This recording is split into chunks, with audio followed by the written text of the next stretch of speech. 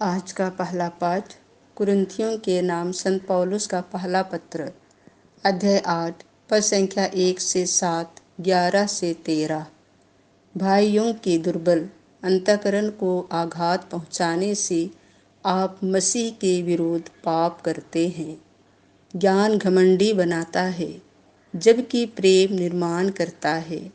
यदि कोई समझता है कि वह कुछ जानता है, तो अब तक यह नहीं जानता कि किस प्रकार जानना चाहिए। किंतु यदि कोई ईश्वर को प्यार करता है, तो वह ईश्वर द्वारा अपनाया हुआ है। देवताओं को अर्पित मांस खाने के विषय में हम जानते हैं कि विश्व भर में वास्तव में किसी देवी देवता का अस्तित्व नहीं है। एकमात्र ईश्वर के अतिरिक्त कोई और ईश्वर नहीं है।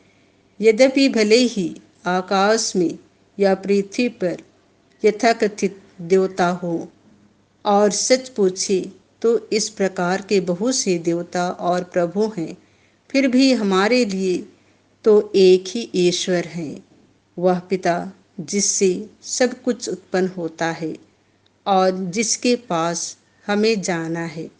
और एक ही प्रभु हैं, अर्थात यीशु मसीह, जिनके द्वारा सब कुछ बना है और हम भी उन्हीं के द्वारा। परंतु यह ज्ञान सबों को प्राप्त नहीं है। कुछ लोग हाल में मूर्ति पूजक थे। वे वह मांस देवता को अर्पित समझकर खाते हैं और उनका अंतःकरण दुर्बल होने के कारण दूषित हो जाता है। आपके ज्ञान के कारण वह दुर्बल भाई, जिसके लिए मसीह मर गए, विनिष्ट हो जाता है। भाइयों के विरोध इस प्रकार पाप करने से और उनके दुर्बल अंतःकरण को आघात पहुँचाने से आप मसीह के विरोध पाप करते हैं। इसलिए यदि मेरा भोजन मेरे भाई के लिए पाप का कारण बनता है, तो मैं फिर कभी मांस नहीं खाऊंगा। कहीं ऐसा ना हो कि मैं अपने भाई के लिए पाप का कारण बन जाऊं। संत लूकास के अनुसार पवित्र सुसमाचार, अध्याय 6, पद संख्या 27 से 38। अपने स्वर्गीय पिता जैसे दयालु बनो।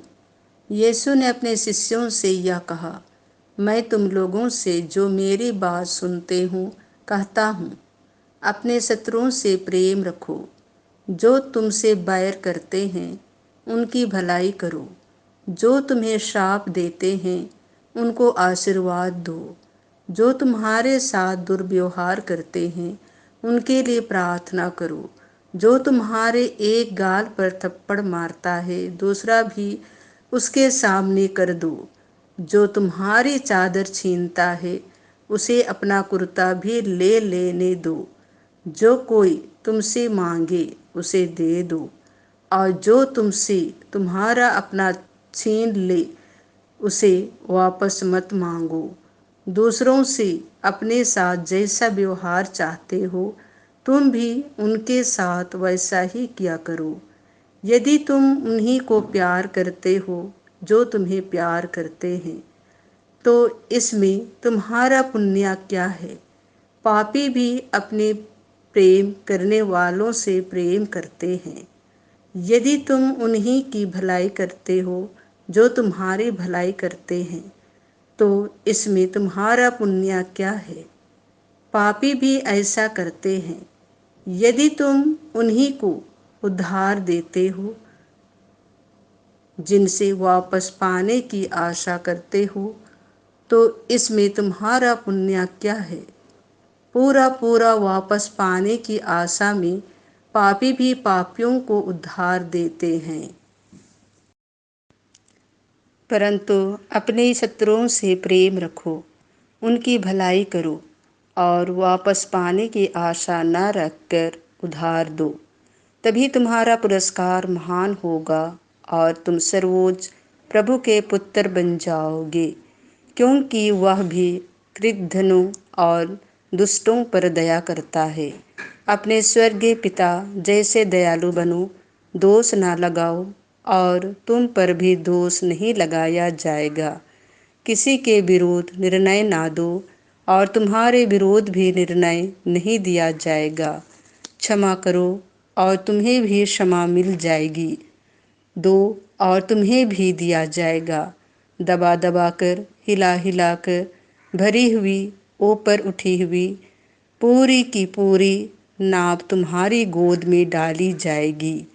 क्योंकि जिस नाप से तुम नापते हो उसी से तुम्हारे लिए भी नापा जाएगा।